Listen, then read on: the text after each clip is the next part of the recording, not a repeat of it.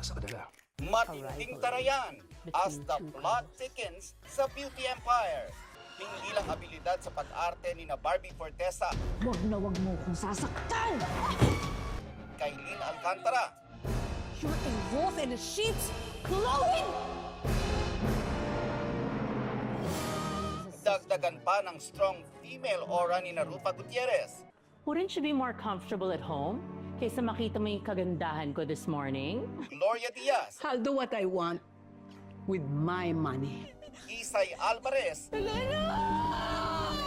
at marami pang iba. A memorable project for me. Kasi also one of my dream projects is a woman-centric type of project. Ang dalawang magkalabang bida, best friends ngayon in real life. Ngayon ko lang siya nakatrabaho sa isang teleserye. Nakakatrabaho ko na po siya dati sa All Out Sunday. So sumasayaw na kami together, nagsispills na kami together. Pero ngayon ko lang siya na-experience as an actress. At masasabi ko na she's very delightful and generous.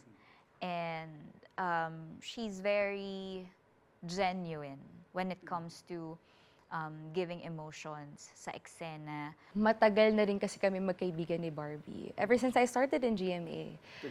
2018 po. Sunday pinasaya pa lang.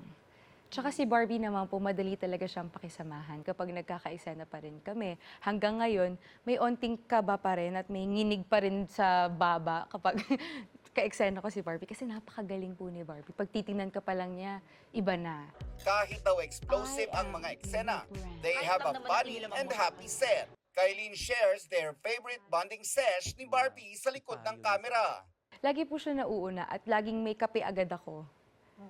Kapag darating sa set, Mari, ayan na yung kape mo. Sabi ko, Mari, you're so sweet. Ganyan. Pero yun po talaga, yun po yung favorite namin na bonding moment. Kape-kape. Running na rin.